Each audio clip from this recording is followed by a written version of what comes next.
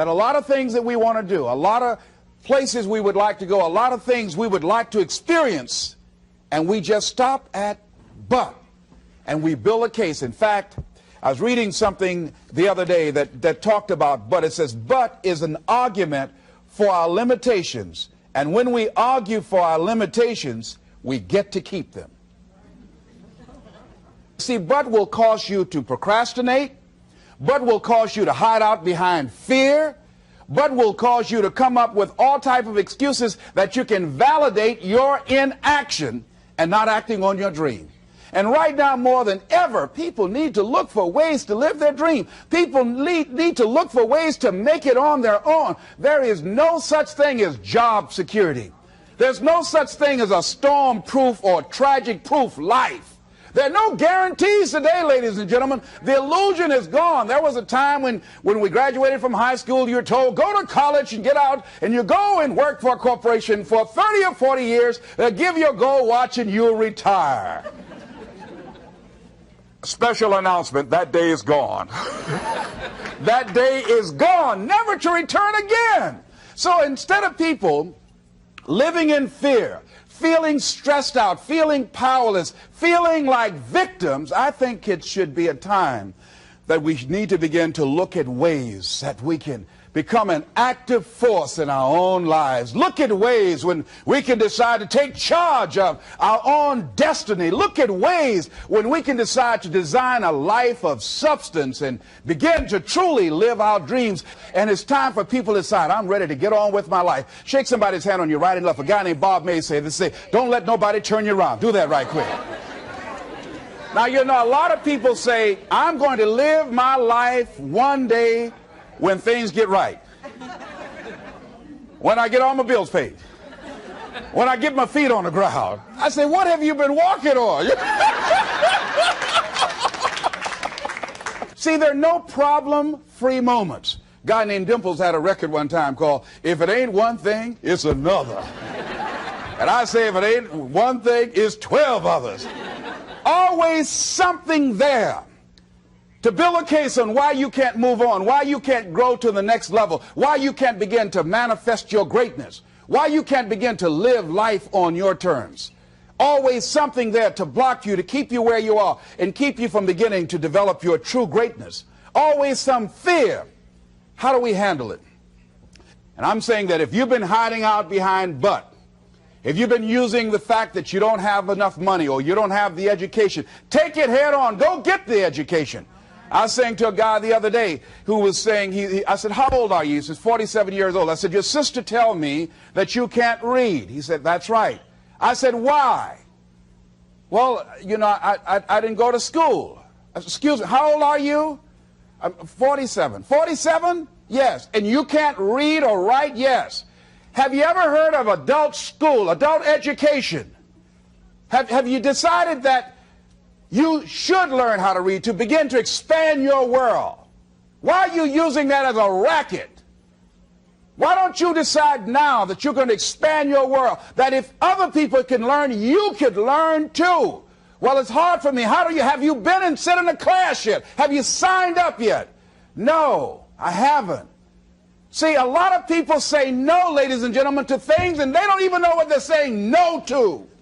They haven't even challenged themselves. He hasn't even gone to sit into a class and say, teach me how to read. Instead, it's been easier for him to go through life, he thinks, trying to play a whole con game, pretending he knows how to do something that he doesn't know how to do. And you know what? Most of us go through life like that. Most of us go through life pretending that we're satisfied where we are, pretending that everything is okay, pretending that we don't have any special goals or ambitions or desires, when really deep down inside we do really want more. But if you look at our behavior, if you judge based upon what we do, that really will tell you some true stories about people, because you have to judge a tree by the fruit it bears, not the fruit that it talks about. See, a lot of people pretend that they want more out of life, but all you have to do is watch their actions. That will tell you something. So I used to pretend that I wanted to lose weight, but how could you tell I was pretending?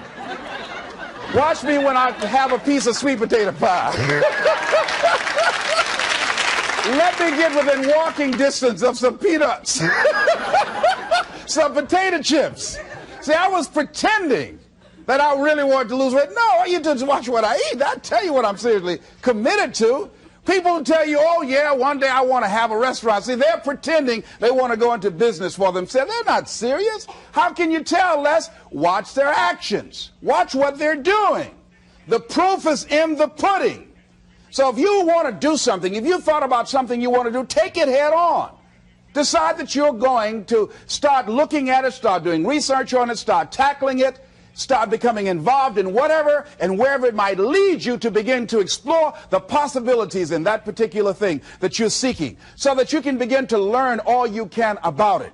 Decide that you're going to face it, that whatever shortcomings you have, that you're going to strengthen yourself there. Whatever training that's required, that you're going to go get that training, that you're going to get started right now. George Washington Carver would say, do what you can, where you are with what you have, and never be satisfied. S.B. Fuller used to say, and you heard Joe Dudley talk about, always strive to be more than that which you are. Yeah, don't get satisfied with yourself. Always know that wherever you are, you can enjoy more, that you deserve more. But most people, you know what they do? Most people go through life quietly and safely, tiptoeing to an early grave. Find out what it is you want, and go after it as if your life depends on it. Why? Because it does. People that have found their passion, people that found the things that they love, people that have found the things that they can pour their lives into, those people live longer. I was in New York and I had to do a seminar at a special church, and a guy by the name of Reverend Johnny Youngblood. And I said, how is it that you were able to build this big housing facility and got all of the various community and religious groups together to have this dwelling for 2,000 residents that were once homeless? How were you able to take on this responsibility? Wasn't it overwhelming? He said, the kind of work I do, he said, it's in me. I've got to live what's in me. And I think that's everybody's desire in life. You've got to live what's in you. Life is just too short and unpredictable. But what do we say? But there'll always be tomorrow. Oh, no. There's no guarantees you're going to show up tomorrow. There are a lot of people who were here yesterday that they're not here today. There are a lot of opportunities that were around yesterday. They're not here today. Oh, you can wait, but you know what Abraham Lincoln said? Well, good things might come to those who wait, but only the things that have been left over by those who hustle. So who want to go through life picking up leftovers? You deserve much more than that. The leftovers is somebody has left you. So take it head on, begin to explore it. Here's something else. Decide to do it now. Decide whatever you want to do, that you are now going to become actively involved right now, exploring the possibilities for you. That you're going to look at it and do just a little bit of it right now. When I decided to become a speaker, I didn't just quit my job and just ran out and say, I'm a motivational speaker. No. What I did was I decided to start looking at other people that were involved in the speaking profession. I volunteered to work with some speakers so that I could learn. Whatever you want to do, get your feet wet. Gain some experience doing some volunteer work in the area and find out whether or not this thing you want to do will fit for you. A friend of mine told me he wanted to have a restaurant. I said, have you ever operated a restaurant before? He said, no. I said, well, really, you don't even know if you want one. I said, what's your expertise? What do you bring to the table? He said, I can cook real good. I said, but what about the management side? What about the business part of the restaurant? You're not going to be cooking all the time. Somebody's got to receive the money. Who's going to manage the personnel? He said, you got it right. You got a point there. So this guy got a job in a restaurant in the evening time on a part-time basis. After doing that for a while, he said, you know what? I think I just want to be a chef. He said, after working there, people didn't show up to work. He said, it's hard to find the help. People weren't responsible. The headaches, the guests were just giving him problems day in and day out. They weren't ever satisfied. He said, no, I just think I'll stick to cooking. See, you got to find out what fits for you. Because you might decide that after you go up in there and examine it and experience it and get some experience under your belt on it, well, you say, this is really not what I want. This does not fit for me. So decide that you're going to do that. Now, John H. Johnson said something that's very important. He said, there's no defense against an excellence that meets a pressing public need. See, whatever you decide to do, look at it and find out what is it that I have that I could bring to the table that can begin to enable me to ensure that I could be successful in this. Where is the opening for you? There's room for you out here in the arena called life. There's room for you to come out and live your dream. Don't allow but to keep you in the corner, or keep you up in the bleachers, looking at life, being a spectator, not being a participant, making a difference in life. I believe that all of us came here with something. All of us showed up to give something, and that nobody's going to give that service that you have to give. No one's going to produce your product. No one's going to write your book. No one's going to open your academy. No one's going to begin to create your daycare with a special curriculum to help to cultivate the high self-esteem in our children. That's your idea. And if you don't bring your idea out here, when you die, all of us will suffer because we've been deprived of your genius, because you allowed but to keep you in the bleachers and not pursuing your greatness. You take it to your grave with you. And that's what most people do. I think that's why the guy said that many people die at age 21 and don't get buried until they're 65. They're walking dead. You can tell them by the way they walk. How they look in the face. When they speak to you.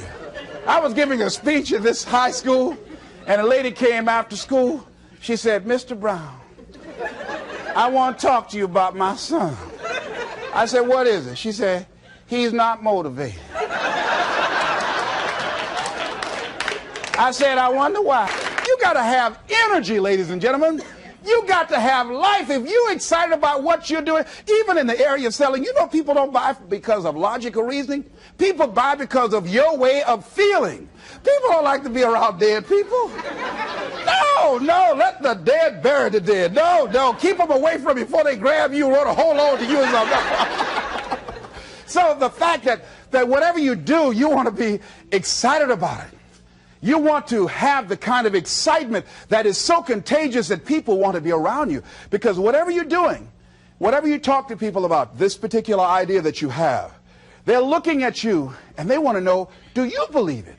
And are you the kind of person they want to be in business with? And if you're not positive, if you're not energetic, if you're not fired up about it, how can you expect anybody else to be fired up about your idea? Am I right?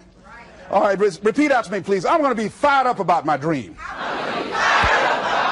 I'm going to go at it with everything I got. Shake somebody's hand on your right and left and say, "You got what it takes." There are a lot of people who say, "But I tried once or twice and it didn't work out." And so they use that as an excuse not to ever come out again. Guy said, if at first you don't succeed, you're running about average. So if you have come out here with an idea and it didn't work out 2 or 3 times, well, that's all right. You're running about average. You know, I heard something, a jarring question. It says, why is it that people prefer known hells to unknown heavens? You know why? Because it's comfortable, ladies and gentlemen. I remember I was in a service once, and I heard Dr. Johnny Coleman give this example. She talked about a man who had been captured behind the enemy lines in a war and was sentenced to be killed or another option. The captain said to the guy, "Listen," he said, "tomorrow morning at 6 o'clock you can face the firing squad, or you can go out this door over here." And the guy said, "What's out the door?" He said, "No one knows. All we can tell you is just unknown horrors." He thought, and the next morning he selected the firing squad. After the shots rang out, the captain's secretary said, "What's beyond that door?" And he said, "Freedom." But very few people would select to do it because it's unknown. See, a lot of people never live their dreams. A lot of people never do the things they want to do. A lot of people stay on jobs where they're miserable. I read an article called, "Is Your Job Making You Sick?" A lot of people, some of y'all know about that already here. So go on and say amen. It's all right. That one lady told me, she said, Les, when I used to go to work, she said, when I stepped in the door, it felt like a refrigerator dropped on my shoulders. How many of y'all understand that kind of feeling? They were miserable, just hated to go after 60 minutes on Sunday afternoon. Or come Monday morning, my head used to throb. I just couldn't take it. Didn't want to go sometimes just for the heck of it. I just drive on by. I used to hate to go to work. Many of us choose an active living death. Many of us are walking dead. The walking dead. That we're not doing what we want to do. Many of us stay in relationships where we're dying together rather than growing and expanding and living together.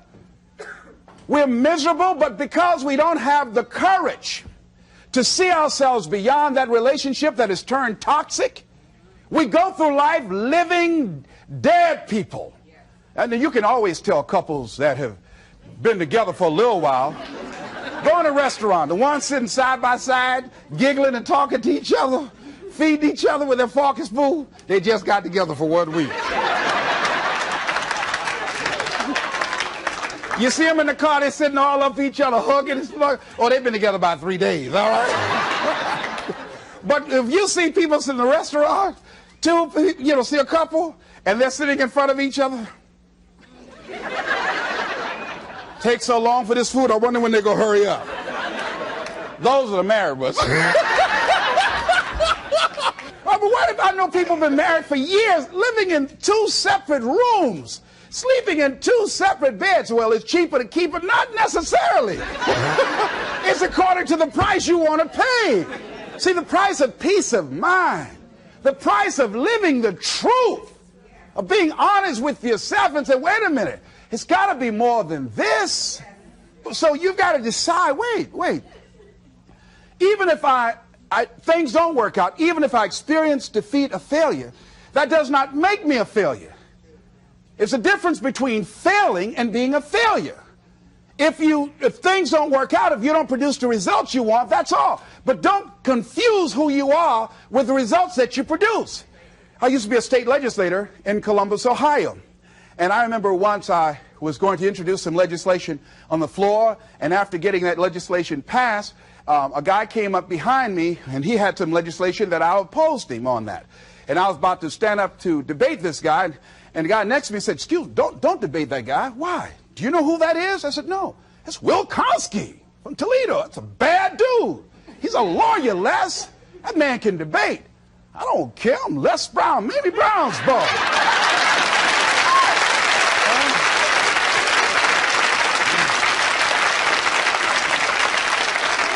So I raised my hand, Mr. Speaker. He said, the gentleman from the 29th House District. I said, yes, sir. So tell the gentleman I'd like to take him on. Challenge him on this legislation. He said, Will Kosky said, I would more than like to, Mr. Speaker. Everybody would say, whoa. I asked him some questions. He responded. I say, I wonder why I asked that man that question.